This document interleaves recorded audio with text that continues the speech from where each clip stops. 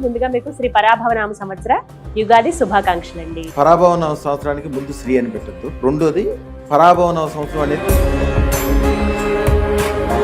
ఈ సంవత్సరంలో ప్రత్యేకంగా చేయాల్సింది.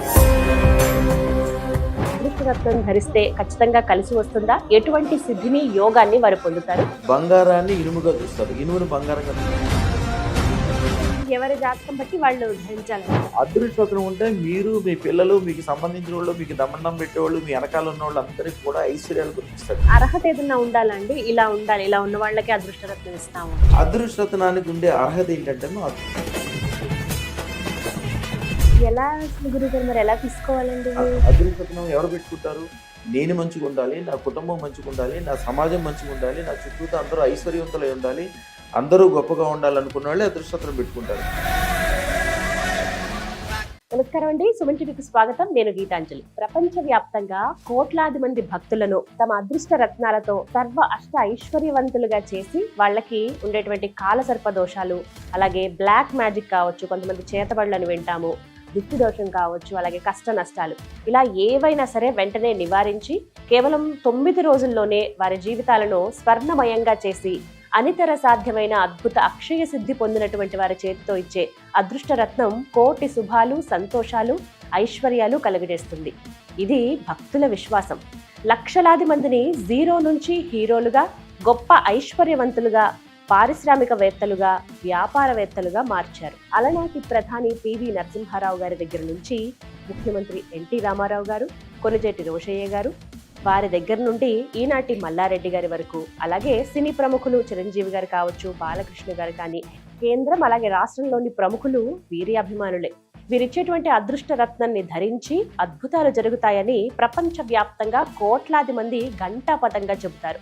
వారి టెస్టిమోనియల్స్ మనం కోకొల్లలుగా చూడొచ్చండి. అటువంటి గురు మహారాజ్ రమణ యోగిలాల్జీ గురుగారు ప్రస్తుతం మనతో పాటు ఉన్నారండి. వారితో మాట్లాడి ఈ పరాభవనామ సంవత్సరంలో మనందరం కూడా అదృష్ట రత్నాన్ని ఖచ్చితంగా ధరించాలా, అసలు ఈ సంవత్సరం ఎలా ఉండబోతోంది, ఏ ఏ రాశుల వారికి ఎలా ఉంటుంది, వారు గనక అదృష్ట రత్నం ధరిస్తే ఖచ్చితంగా కలిసి వస్తుందా, ఎటువంటి సిద్ధిని యోగాన్ని వారు పొందుతారు, గురుగారి మాటల మీద తెలుసుకుందాం. నమస్కారం గురుగారు. గురుగారు, తులారాశి వారి జాతకం. ఓం ఐం హ్రీం శ్రీం క్లీం గ్లౌం సౌహ అదృష్ట మహాలక్ష్మి నమః.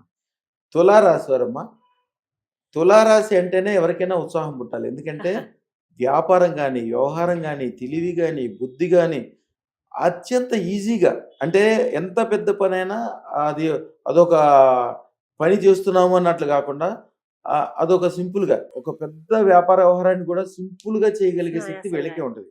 తులారాశికి అది, తుల అంటే ఐడియా ఉంది కదమ్మా, కాట. కాట అంటే త్రాసు అంటారు, త్రాసు. ఇప్పుడు రాజ్యాధికారం ద్వారా, అట్లాగే కోర్టు ద్వారా, అలాగే ఒక టెక్నిక్ ద్వారా అత్యధికమైన సంపదలు సంపాదించేది వీళ్ళే. అది వాళ్ళకి అదృష్టం అనుకూలంగా ఉంటే అదృష్టతను ధరిస్తాయి. లేకపోతే ఏదవుద్దంటే వీళ్ళకి ఖర్చులు ఎక్కువైపోతాయి, సంపాదన తక్కువ అవుతుంది. వీళ్ళు కొద్దిగా మనుషులు, గోళ మనుషులు, పెద్ద వ్యవహారాలే చూస్తారు కాబట్టి, అందరినీ నమ్ముతారు కాబట్టి మోసపోయేది కూడా వీళ్ళే. అదృష్టం పెట్టుకుంటే వీళ్ళకి తెలవకుండానే అద్భుతమైన సంపదలు కలుగుతాయమ్మా. ఎందుకుని? వీళ్ళకి రాశ్యాధిపతి శుక్రుడు. శుక్రుడు అంటే డైమండ్. డైమండ్ అంటే ఇప్పుడు ప్రపంచంలో, భూ ప్రపంచంలో ఉన్న అన్ని వస్తువుల కంటే అత్యంత ఖరీదైంది డైమండ్. ఎట్లాగా? ఒక తులంది బంగారం తీసుకున్నారు అనుకోండి, జనరల్గా అన్నిటికంటే కాస్ట్లీ అంటే బంగారం అనుకుంటారు. ఒక తులం బంగారం తీసుకున్నారు అనుకోండి, దాని ఖరీదు ఎంత ఉంటుంది? 1,70,000 ఉంటుంది. అదే ఒక తులం డైమండ్ తీసుకుంటే దాని ఖరీదు ఎన్ని వేల లక్షల కోట్లు ఉంటుందో చెప్పలేరు. వీళ్ళు అత్యంత వైభోగము, ఎక్కువ డబ్బులు, శ్రమ తక్కువ, గొప్పగా ఉండేది, తెల్లటి బట్టలు వేసుకుని తెల్లగా ఉండి, అంటే శ్రమ పడకూడదు వీళ్ళకి ఏమి ఉండకూడదు. డబ్బులు, ఆఖరికి డబ్బులు కూడా వీళ్ళు లెక్క పెట్టకూడదు. డబ్బులు లెక్క పెట్టుకోవడానికి, లెక్కలు రాసుకోవడానికి వాళ్ళ మనుషులు వాళ్ళే చేసుకోవాలి. వీళ్ళ జీవితం మొత్తం ఎంజాయ్మెంట్ ఉండాలి. అలాగే జీవితంలో ఎంజాయ్మెంట్ అంటే సరదాగా చిరంజీవిని పిలిస్తే చిరంజీవి వచ్చి ఇంట్లో డాన్స్ చేసి వెళ్ళాలి. అట్లాంటి, అంటే వైభోగం, లగ్జరీ, బంగారాలు, ఎక్కువ ధనం సంబంధించింది.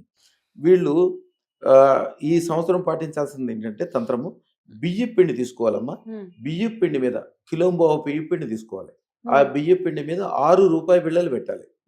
రూపాయి బిళ్ళలు పెట్టి దాని మీద దీపం వెలిగించాలి. 6 గుత్తులతో దీపం వెలిగించాలి. వెలిగించి శ్రీం హ్రీం శ్రీం సర్వ స్వర్ణ వైభోగ ఐశ్వర్యం ప్రయిచ్చ స్వాహ. ఈ మంత్రం 108 సార్లు చదువుకోవాలి. ఆ తర్వాత ఆ రూపాయి బిళ్ళని వీళ్ళు తిజూరిలో పెట్టుకోవాలి. ఆ బియ్య పిండిని ఆవులకు కానీ లేదా ఏదన్నా దాంతో ఏదైనా పదార్థం తయారు చేసి శుక్రుడికి అధిపతి బియ్యం ఏదైనా దేవాలయంలో, అది దేవాలయం అంటే మళ్ళీ ఎక్కడ పెడితే అక్కడ కాదు, విష్ణు సంబంధం ఏంది అంటే వెంకటేశ్వర స్వామి గుడి కానీ లేకపోతే లక్ష్మికి సంబంధించిన గుళ్ళో కానీ ఆ గుళ్ళలో ఏదైనా ప్రసాదం చేసి పంపించాలి. చలివిడి లాంటిది కానీ లేకపోతే అరిసెలు అంటారు కదా, అట్లాంటివి కానీ చేసి పంపించాలి. అద్భుతమైన సంపదలు సంపాదించే అవకాశం వీళ్ళకే ఉంది. అదృష్టరత్నం కంపల్సరీ పెట్టుకోవాల్సింది. ఏమాత్రం అనుకూలం అంటే ఎట్లాంటి అనుకూలం ఉంటుందంటే వీళ్ళ సంపదలతోటి వీళ్ళ భార్య, పిల్లలు, బంధువులు, వీళ్ళకి సంబంధించిన వాళ్ళు అందరూ బాగుపడతారు. వీళ్ళ సపోర్ట్ చేసిన రాజకీయ నాయకులు నెగ్గుతారు. వీళ్ళు కూడా రాజకీయాల్లో కానీ ఏదైనా పెద్ద విషయాల్లో కానీ ముఖ్యంగా తెల్లటి అంటే ఏంటంటే వీళ్ళు విపరీతమైన డబ్బులు సంపాదించి వైట్ అమౌంట్ ఎక్కువ సంపాదించే అవకాశం వీళ్ళకే ఉంటుంది. అలాగే వైట్ బట్టలు వేసుకున్న వాళ్ళు ఎవరు ఉంటారు జనరల్గా కోర్టు వాళ్ళు పైకి మీకు నల్ల బట్టలు కనిపిస్తాయి కానీ లోపల వైట్ ఉంటుంది. అలాగే రాజకీయ నాయకులు వీళ్ళందరూ కూడా సపోర్ట్ వీళ్ళకి ఉంటుంది. అత్యధిక లాభం సంపాదించే అవకాశం వీళ్ళకి ఉంటుంది.